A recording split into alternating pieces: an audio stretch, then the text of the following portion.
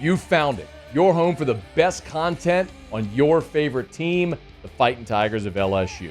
Do us a favor, subscribe to the channel, leave your comments below, and be sure to smash that like button.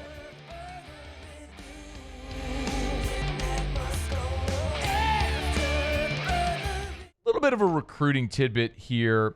Hayes Fawcett tweeted this for those that might have missed it. A 5-star linebacker, Xavier Griffin, has decommitted from USC.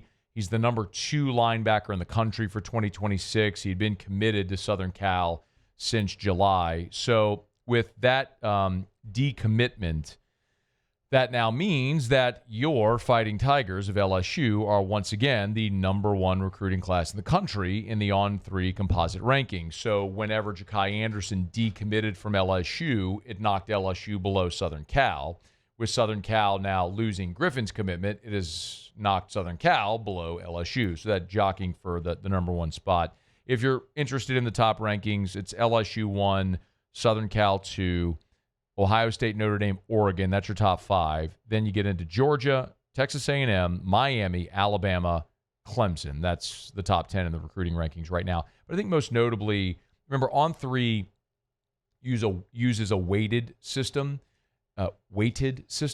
So, for example, Southern Cal has 27 commitments. LSU has 9. What that says is that the 9 commitments LSU has are dramatically more impactful commitments than the 27, that Southern Cal has. So that's how they get the weighted score, because other services may look at the cumulative score of having 26 or 27 commitments, and so it would be ranked higher at this point. I remember there was a few years ago where it was a summer month where Tennessee had 30 commitments, and they were the number 1 class, and everyone else had like 5. So that can happen that way. But for whatever it's worth, LSU's at 9, Southern Cal at 27, Ohio State at 13 commits, Notre Dame 16 commits, Oregon is at 8, Georgia's at 9. And it's pretty obvious why LSU is at the number that they are, because we continue to talk about, and it has been and will continue to be this talking point throughout this entire recruiting cycle. It's that this is a year where there's a bumper crop in the state of Louisiana.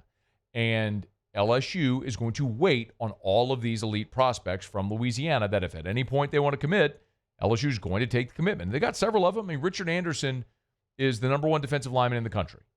He's the number 2 player in Louisiana. He's committed. Jabari Mack, number 78 nationally, committed. Aiden Hall, number 88 nationally. Bryson Martinez, number 111 nationally. Kenny Darby, number 148 nationally. All those guys are committed. So, I mean, you have these high-level commitments already, but when you start to look at who they've got to land in this class, it's unfortunate that you've already seen Blaine Bradford pick Ohio State. So it's the number 1, in the composite, he's number 30 overall, the number 4 safety in the country out of Catholic High, who is committed to Ohio State right now. But Lamar Brown is one, of course, you'd love to get, and he's thought to be a very heavy lean toward LSU. Dylan Berryman is a defensive lineman out of Ouachita Parish up in Monroe. He's number 171 nationally. He's a heavy lean to LSU, 93% in the On3 predictor rankings. Darius McKinley, that's Dom McKinley's younger brother, Darius from Acadiana. He's 98% lean to LSU. Desarian Ellis, an athlete out of Franklin Parish in Winsboro. He, 100% of the projections are in for him to pick LSU if he has a committable offer. He's a 3-star, so we'll see. There's another guy down the list that I think is one we haven't talked a ton about, but it's worth watching, is a guy like Bla1 Thomas, another Catholic High Baton Rouge kid. I'm not just saying it so I can yell Catholic High.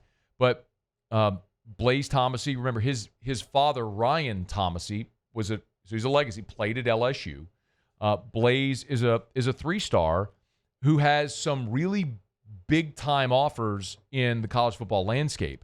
I mean, he's got offers from Florida, where he's being recruited by Rob Sale, by the way. Florida, Kansas State, Oregon, Florida State, Arkansas, Baylor, Georgia Tech, Stanford, Notre Dame, Ole Miss. He's got some big-time offers. It's not all of the elite schools, but that could be one of those guys who is a legacy from Baton Rouge, who is maybe in this era the guy that you can take, who's going to stay and grow and develop. Or maybe it's one of those things where maybe he goes to a smaller school, plays, and then hits the portal at some point when he gets older and more experience, and you bring him back. Just a few to file away as we continue through and down this path. But this summer is so impactful. We're getting to that point in the recruiting calendar. If you do follow recruiting, even loosely, June is a massive month because June is when you start to have all the elite camps. So all the top prospects in the country come, and that's when a lot of guys earn their offers or commit. So, we're a couple of weeks out from June, and I think you're going to start to see a lot of movement, as you always do in June in the recruiting cycle. So we'll pay attention to that. But for now, LSU currently holds the number 1 spot in the country in the on-3 composite, taking that spot back after 5-star linebacker Xavier Griffin decommitted from USC. So dropping USC from the 1 spot to the 2, and LSU reclaiming the top spot right now. Early, but again, has it right now. Hey, thanks so much for watching. Please leave your comments. I love to interact, and be sure to hit the red subscribe button below.